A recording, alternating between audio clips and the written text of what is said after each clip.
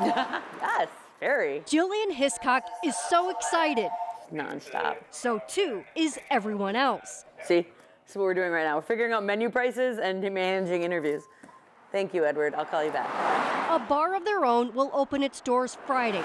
The first women's sports bar in Minnesota, Hiscock only envisioned last year. These people that are going to be frequenting this place have been looking for something like this to exist for years. That I think is what is really, we're set up in the right time and place as well. The explosion of women's sports makes sense, in part due to the Iowa Hawkeyes sharpshooter Caitlin Clark setting shooting records and selling out arenas. Caitlin Clark is an example of what happens when there is investment in women's sport. U of M professor Dunya Atanovic studies how sports impacts girls and women at the school's Tucker Center.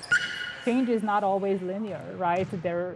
Just because we see progress maybe in some areas, that doesn't mean that change is altogether happening. But it's important to note that there is interest in women's sport across demographic categories. Women's major sports revenue should reach more than $1 billion this year, 3 times what it was 3 years ago, proving it's profitable, but still largely inaccessible. We have to have every streaming service under the sun because that's where the games are currently being played, which is what makes it so hard to be a casual women's sports fan, is that most people aren't going to do that. You can count on Hiscock to help create more than a moment, but a movement. I mean, I think it's absolutely acknowledging like where we've come, but not settling for where we're at.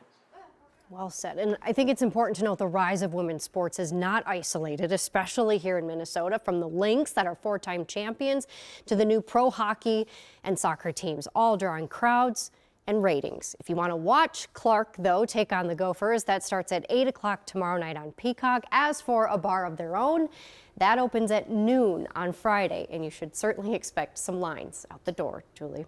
All right, thanks, Jen.